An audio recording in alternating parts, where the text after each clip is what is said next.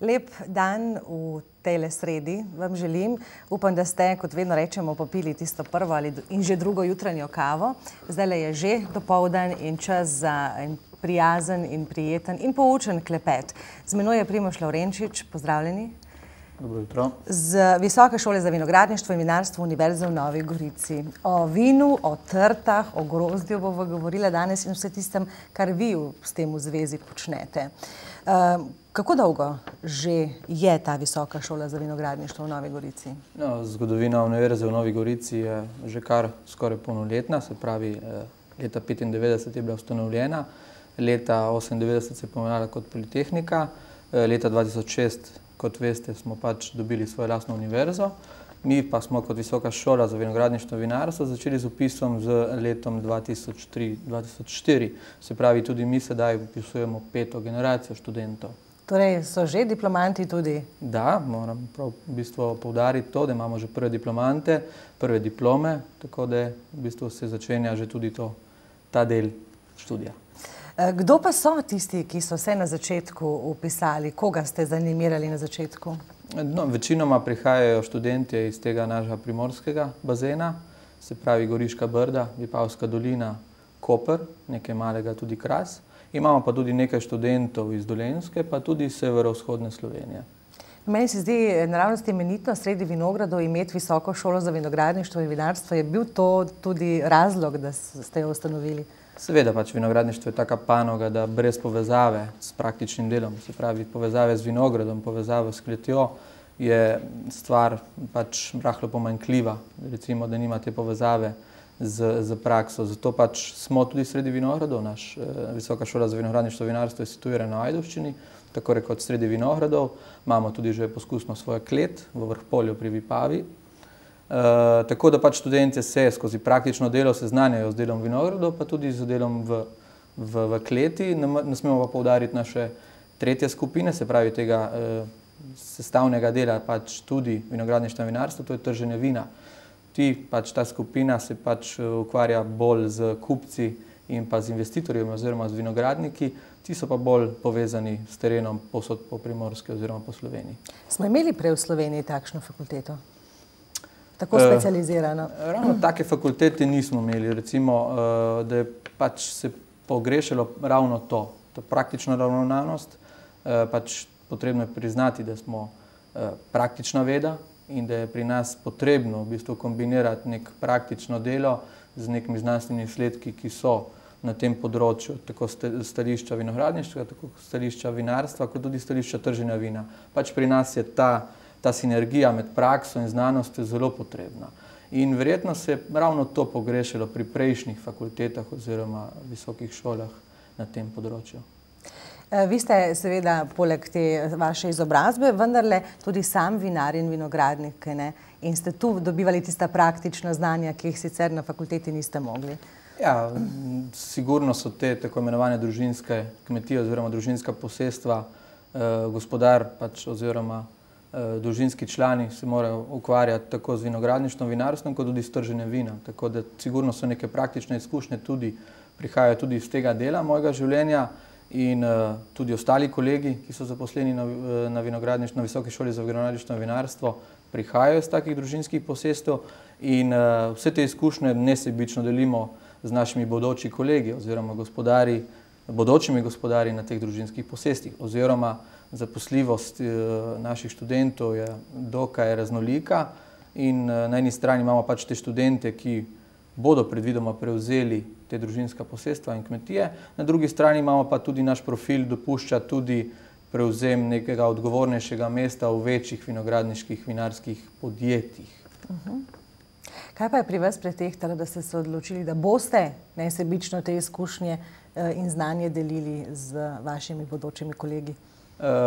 Sigurno ta ideja, da brez neke povezave med vinogradniki in vinarji nekega območja ni skupnega napredka. Verjetno se je pogrešalo tudi to v prejšnji miselnosti morda, ta zaprtost naše panoge, ampak brez neke odprtosti, brez neke diskusije, izmenjave, izkušenj in iskanje neke skupne identitete, nekih skupnih rešitev nekega območja, verjetno ne moremo uspeti na tem zelo konkurenčnem mednarodnem trgu. Ste zadovoljni s tem, da ste predavatelj? Vam je všeč to delo? Da, delo s študenti, z mladimi ljudmi mi je bilo vedno blizu. Sigurno je prenos znanja in izkušenj oboje stranski. Se tudi vi kaj od njih naučite? Sigurno. So to v glavnem fantje ali je tudi kakšno dekle med njimi?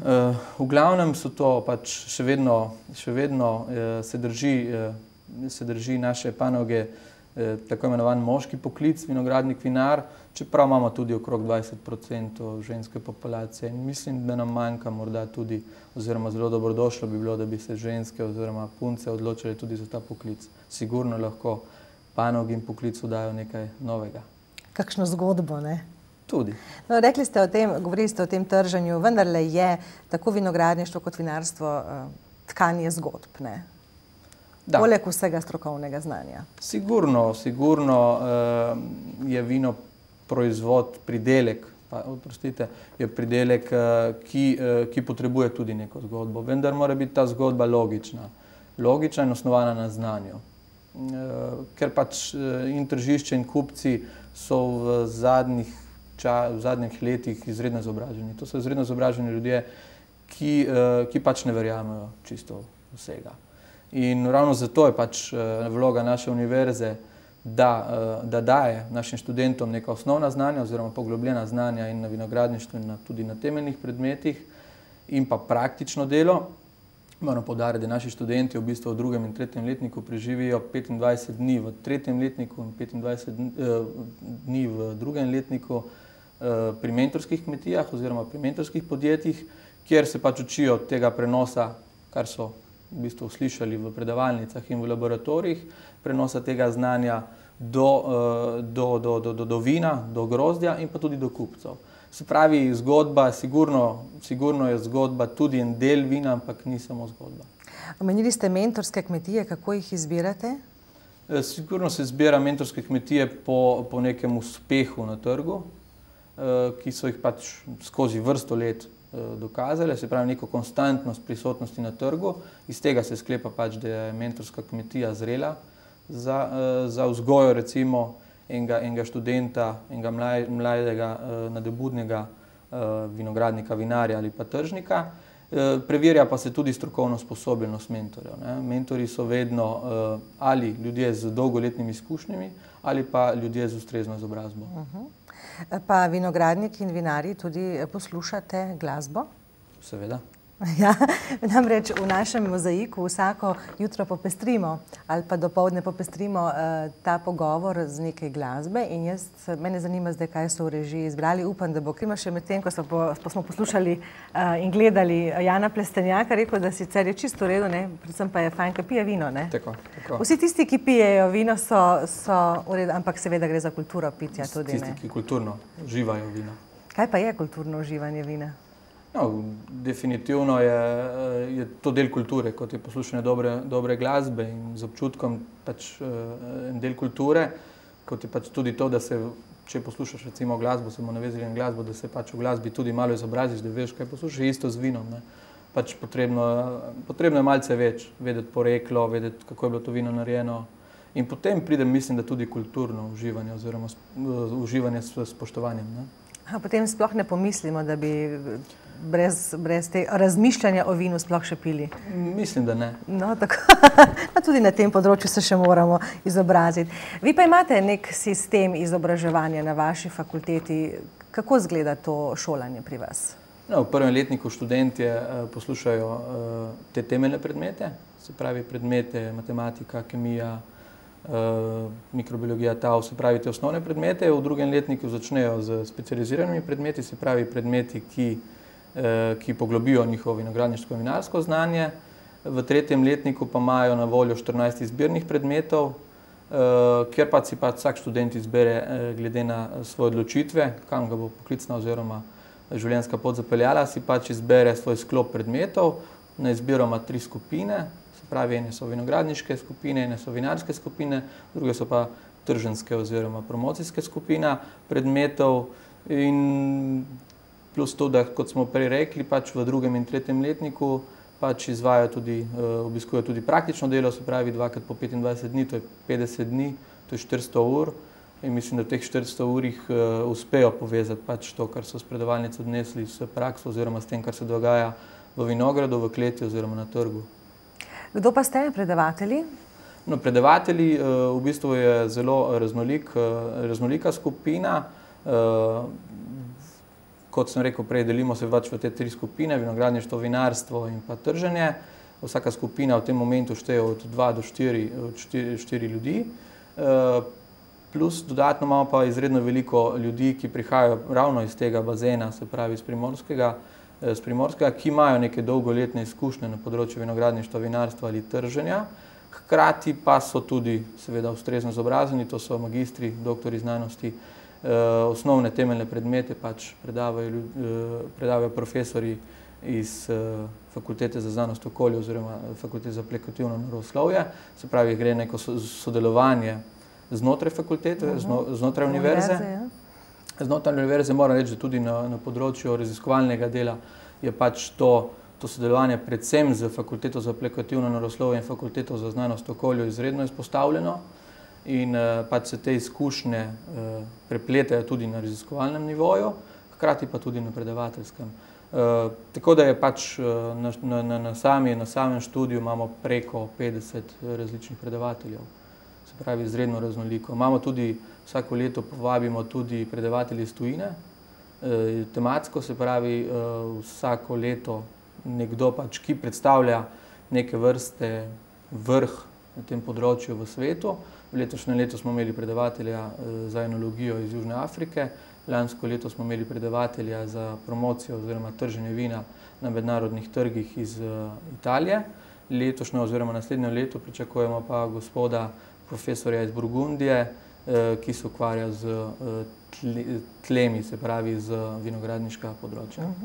Torej, vse sodobne univerze, zlasti značilno za nas ob meji, da se povezujemo tako z Italijo, kot širše, kot ste omenili s tujino. Kakšno težo dajete temu, da pridobivajo neke informacije, neka znanja tudi iz tujine vaši študentje?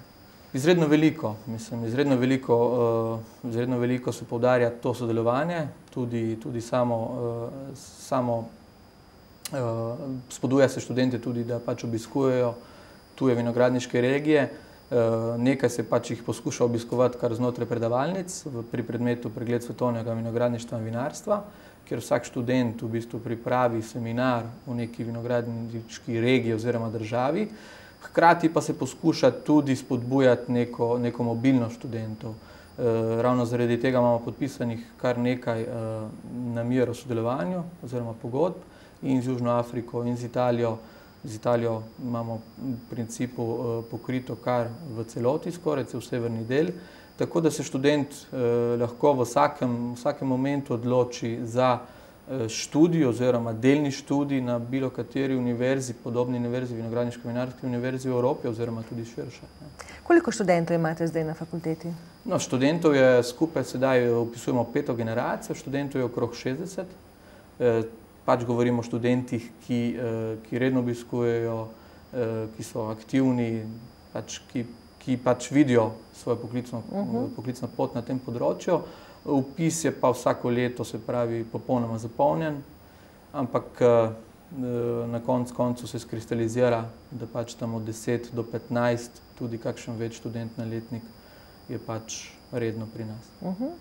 Kakšna regija, vinogradniška ali vinarska je Slovenija, recimo, če primerjamo s tujino, kje smo, da si bomo predstavljali? Spodaj, na sredini, na vrhu, odvisno od kriterijev, verjetno, po katerih ocenjujemo to, ne? Zdaj, če primerjamo kvantitativno, pač je samo verjetno en pridevnik, ki ga lahko uporabimo, majhna regija. Pač treba je to zaenkrat tudi na nek način razčistiti.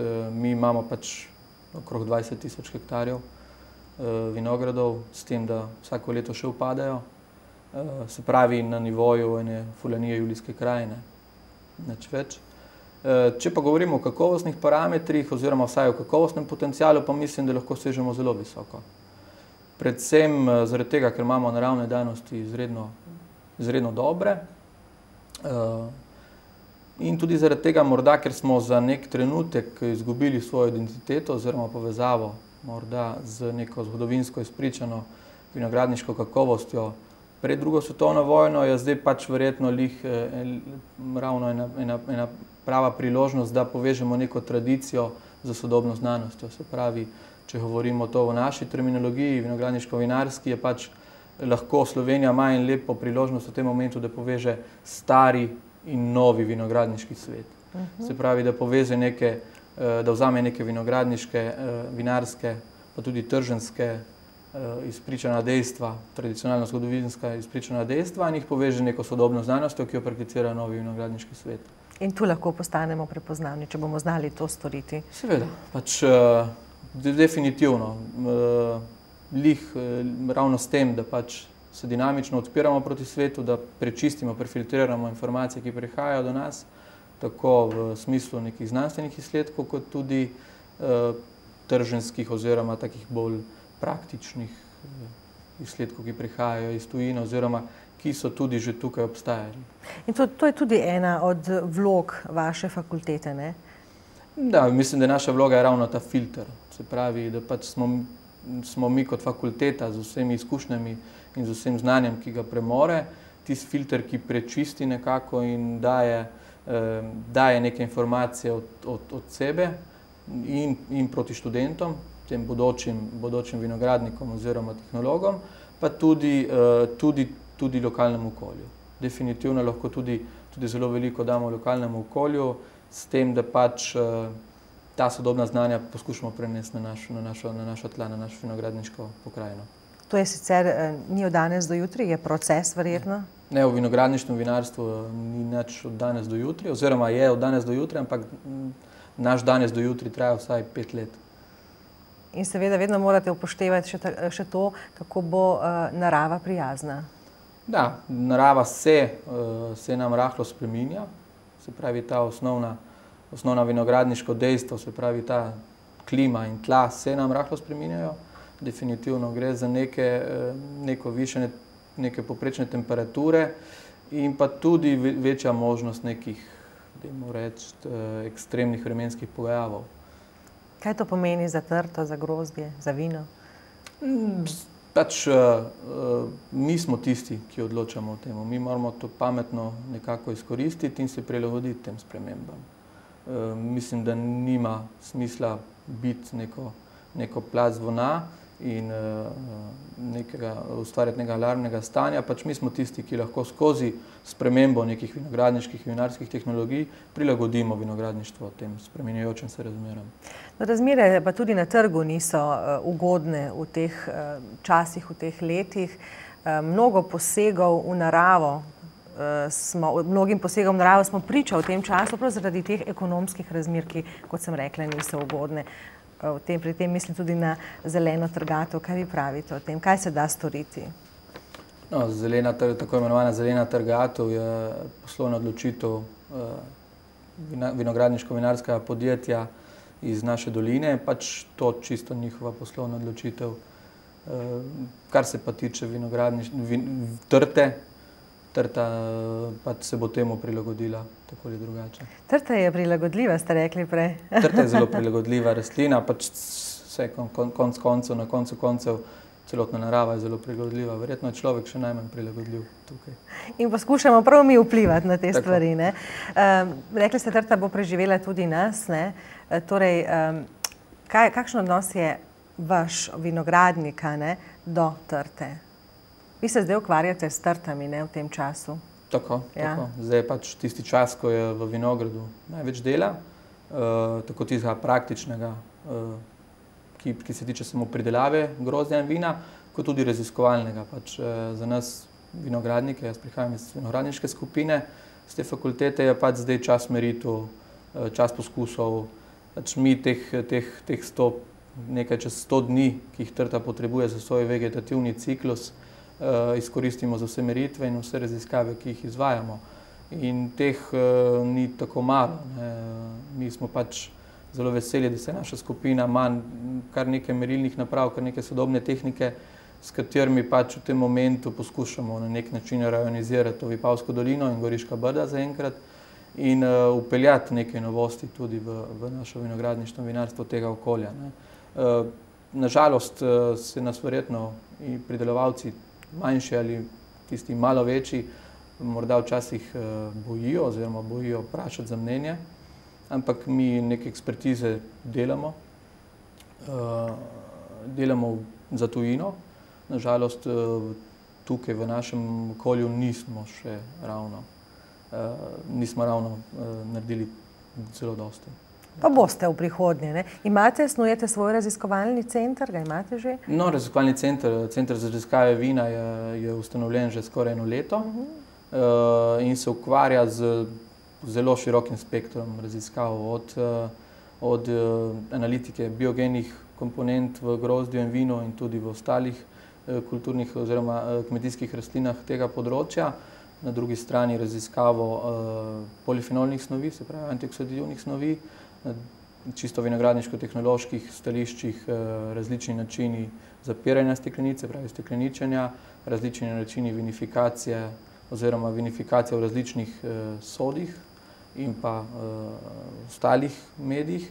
Poleg vinogradniška skupina se ukvarja predvsem z posledicami teh podnebnih sprememb, se pravi vodnega stresa rastline in pa hkrati tudi z tem tako imenovanim vodnim potencialom poskušati reorganizirati to Vipavsko dolino oziroma Brda in preiti tudi na neke sodobnejše tehnike, se pravi digitalne tehnike, aerofotoposnetki, satelitski posnetki, ki nam v tem momentu lahko močno olajšajo reorganizacijo. Na drugi strani se pa naša trženjska skupina ukvarja z investicijami, se pravi z izrabo evropskih skladov, se pravi raziskujejo, kako naši manjši in večje vinogradniki izkoriščajo te možnosti. Na drugi strani se ukvarjajo z blagovnimi znamkami, se pravi z neko izpostavitvijo blagovnih znamk in uspešnostjo blagovnih znamk.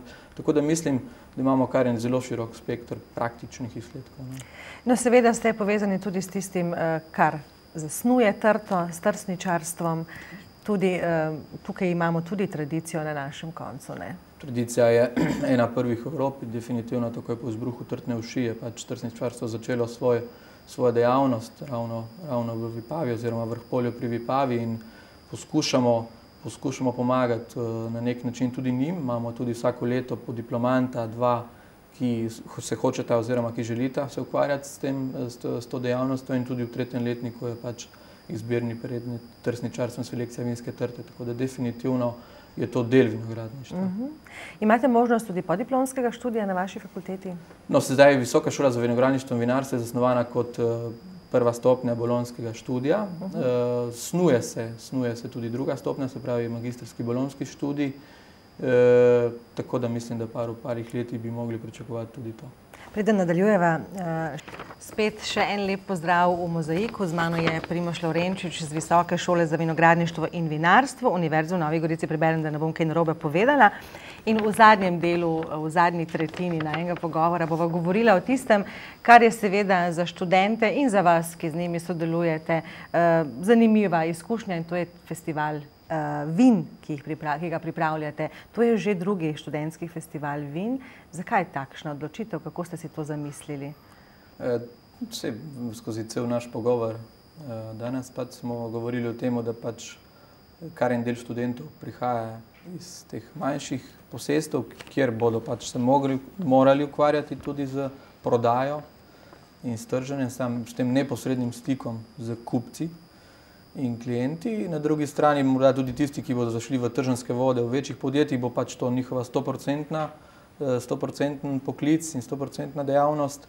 Tako da pač vidimo pač ta študentski festival vina kot brušenje, kot neke praktične izkušnje, ki si jih po našem mnenju morajo študente nabrati tudi tekom študija. Se pravi, ta stik z ljudmi, ki pridejo na njihovo mizo, poskušajo vina. Študent, kot vemo, pač je to nek tak zelo zanimiv moment.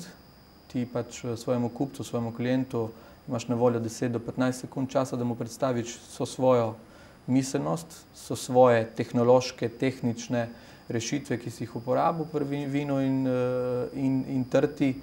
In na koncu je treba tudi kupca prepričati, da je pač to tisto, kar imaš ti na mizi, pravo, da pač mora to kupiti. In mislim, da je pravno ta študentski festival vina, ki je pač pod okriljem nas, mentorjev, predavateljev, ljudi, ki imamo neke praktične izkušnje s to prodajo, ena ravno prava varianta, kako si te izkušnje nekako naberejo še v tem manjšem krogu ljudi, ker pač čez par let bodo bili postavljeni ob bok drugim.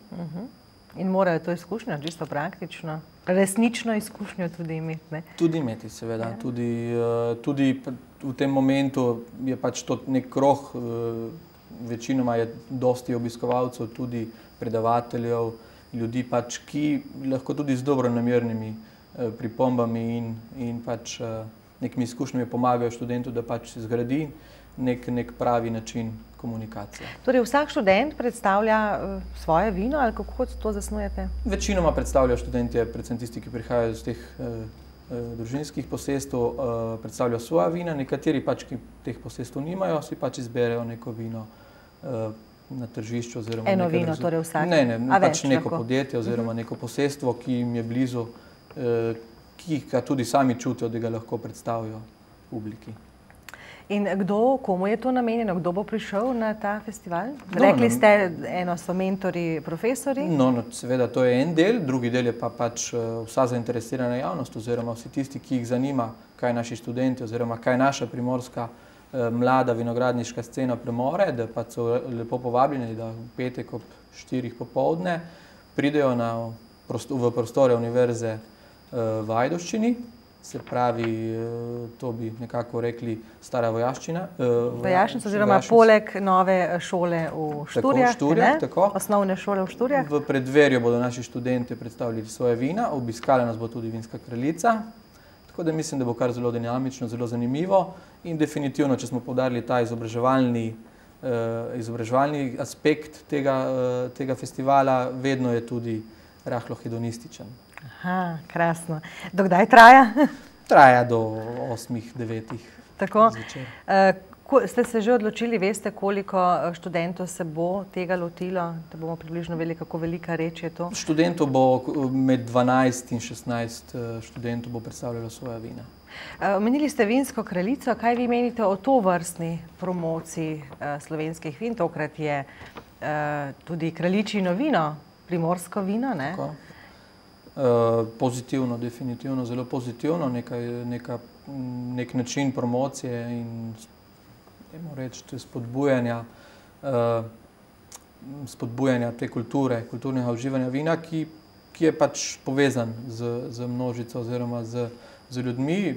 Zelo zadovoljni smo pač, da imamo spet vipavsko vinsko kraljico, že mislim, da 5 ali 6 po vrsti. Tako da bi lahko se vklicali tudi kot dolina vinskih kraljic. Kraljic, mogoče, ne? Tako. Izbrala si tudi Pinelo kot svoje vino. Pinela pač je naša lokalna sorta, tako da pač na nek način lepo predstavlja tudi ta del vipavske oziroma primorske Sloveniji in tudi v tujini. Kaj vi menite o teh lokalnih sortah, tako ste jih imenovali? Pač lokalne sorte so tiste sorte, ki niso našle nekega globalnega razširjenja po celi obli, tudi zaradi nekaterih vzrokov, verjetno so ekološko manj prilagodljive oziroma so, na drugi strani bi lahko rekli, da so ekološko dosti bolj prilagodljive na to našo klimo, na ta naša tla oziroma na te razmere pedološke in klimatske, ki v tem našem območju veljajo. Tako da pač jaz mislim, da se lahko tudi neka tržna zanimivost oziroma tržna priložnost.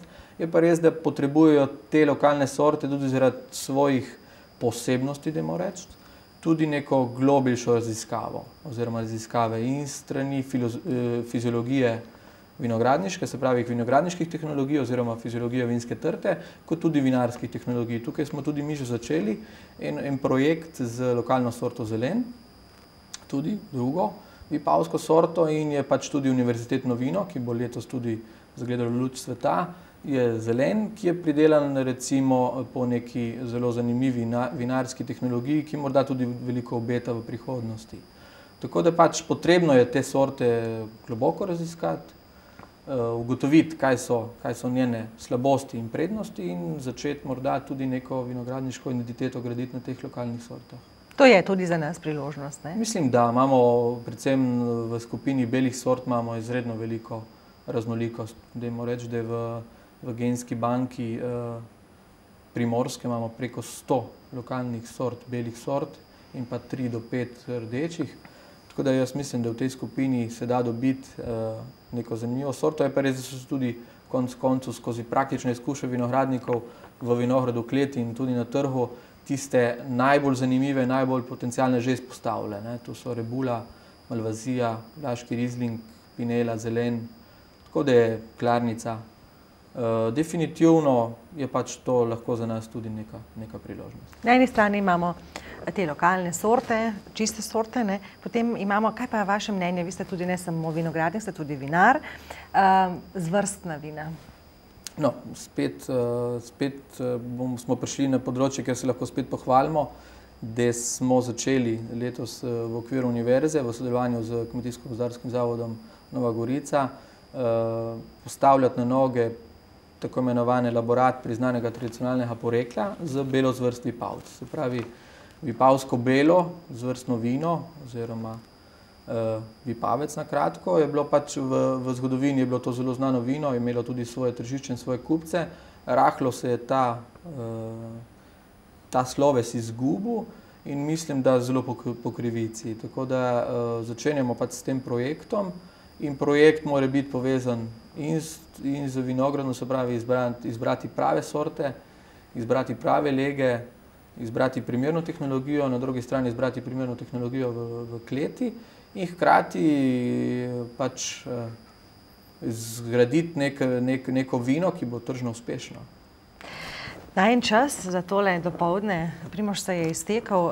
Seveda morava povedati še to, da tisti, ki se bo odločil in prišel v petek 29. maja od 16. ure dalje v prostore vaše fakultete v Ajdovščini, poleg osnovne šole v Šturjah, tako da še locirava, bo imel priložnost ne samo s tistimi mladimi študenti, ampak tudi z vami, profesorji in vsemi strokovnjaki, poklepetati na temo vinogradništva in vinarstva in vsega, kar sodi zraven, kaj ne? Sigurno. Morda tudi tisti, ki jih študij zanima, ki morda nekje v globoko v sebi morda razmišlja tudi o tej možnosti, vljudno vabljeni, v bistvu lahko to imenujemo tudi kot nek neformalni informativni dan. Tudi za dekleta, ne? Tudi za dekleta. Hvala lepa za ta dopoldanski klepet, Primož, srečno. In seveda, spoštovani gledalci, lep dan vam želimo, kakršenkoli že bo. Naredite si ga, da vam bo prijeten in seveda ne